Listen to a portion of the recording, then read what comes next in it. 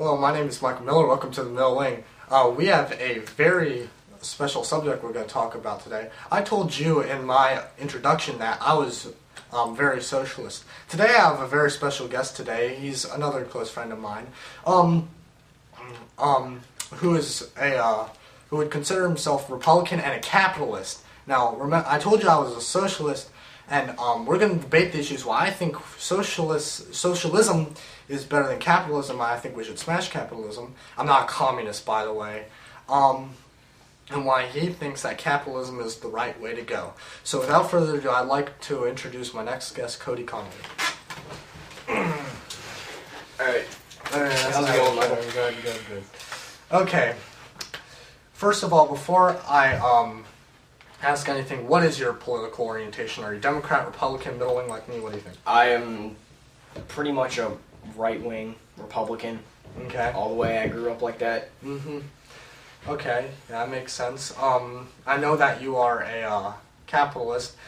Okay, why do you think capitalism is the, I guess the ideal system of economics in today's world? Well, because the reason is that the fact that it's worked in our country for so long, and our economy's gone through some really bad, tough things like the Depression and all that, but we've pulled out of it because our leaders have people in place that know what they're doing and know what they're talking about, and they know how to fix things, so they can help fix the economy to the point where we can get back on track. And recessions are normal within a capitalist country and capitalist economy because the market may go down because consumers' demands and interests change over time. Mm-hmm. So certain products may go up that weren't doing so hot in the last 6 months, but then in the next 6 months they might be booming and other products may go down. It's just an up and down system, but it's worked for some 100 to 200 years. Okay, and you do, I know capitalism is the power goes to the people, right? It's less government control, more free enterprise. Like if you wanted to start a business in office supplies, you can go out and do that. You can buy a space and get some office supplies and start selling it to anybody, and it doesn't. And the government won't intervene unless you're doing something illegal. Then you got a whole nother mess of problems. Okay, what about welfare for poor people?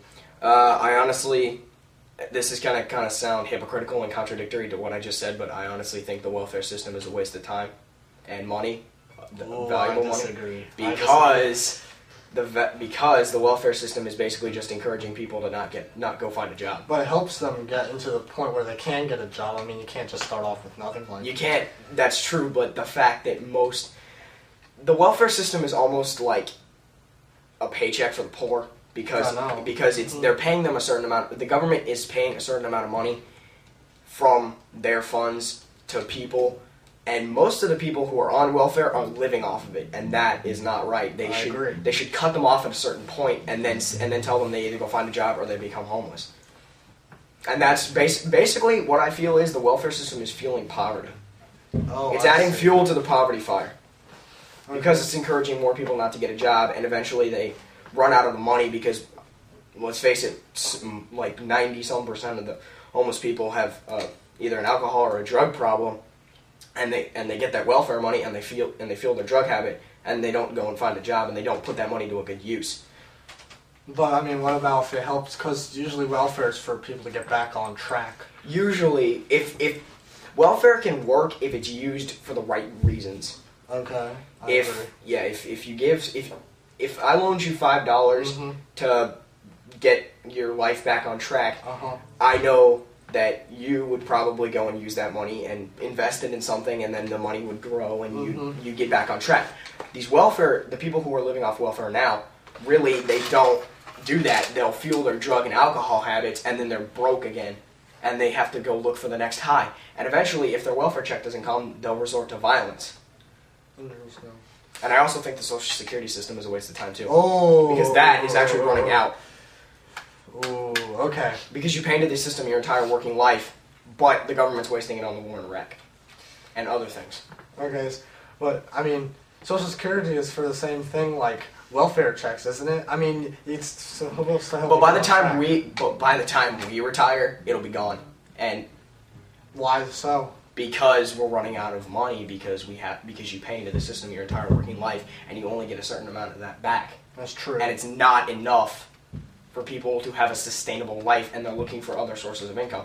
So retired people actually really aren't that retired. They still kind of they're still almost like a part-time worker, almost, like, especially with office jobs. Like my grandpa, he's technically retired, but he's still working part-time at his job. Almost full-time, like he comes in every so often, like 3 days a week or whatever, and works for a certain amount of hours.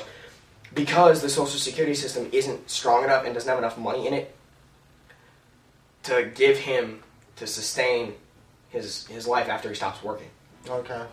And we're also wasting it on a bunch of other unnecessary things, but I won't go into that. Alright. Now, I'll put my take on why I think socialism is the ideal thing. And I told you again, I'm not a communist, I'm against communism. Trust me. Okay.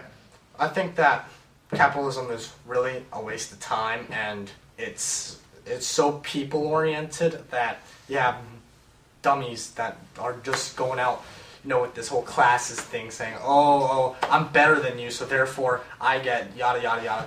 Okay, I think that the government needs more control over our people, because if, let's say, it's you against five people say you want to jump off a cliff, but let's say you have a higher authority than them, you provide them and whatever, and make executive orders among those 5 people, and people tell you to jump off a cliff. Capitalism allows you to be forced and jumped off that cliff, which I solely disagree with. I think that government needs to intervene at a certain point, because if they don't intervene, then,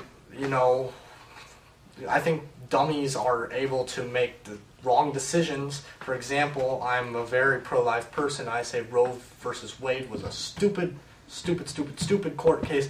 Because the people wanted it, they were able to get it, and basically are making murder legal.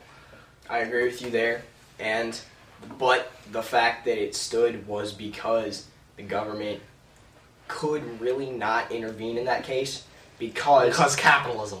Not because of capitalism, because of our Constitution and the way it's written, and the way that the Supreme Court has determined it's written. They are the chief interpreters of that document, and whatever they say it's goes. All about classes. You have your higher class, middle class, and the Supreme Court is a certain class. Yeah, we do have a class. We do have a class of society, but that exists everywhere. You have the poor people, you have the middle class working people who, they work, they blue collar and white collar, and then you have the higher ups, the upper class people. They are the ones that really. They're basically the way that the communists put it. No offense, but I'm not a communist. I know. I'm just saying. But the way that the communists and some of the socialists put it is that there's the bourgeoisie and the proletariat. The proletariat are the working class, the soldiers, the miners, the whatever. And the bourgeoisie are basically the people who get fat and rich off the proletariat's work and their work ethic. Like, they work their fingers to the bone so the bourgeoisie can eat the finest meals and stuff. That's not what capitalism is. That's the reason communism failed, because of the fact that they thought the proletariat would rise up and defeat the bourgeoisie. Didn't happen. What happened was the government took total control of the country, every aspect of the people's life. You basically lived on government leased land. Like, the land was still owned by the government, and they could take it away at any point. It was a privilege for you to live there. And a banker would make the same amount of money as a coal miner.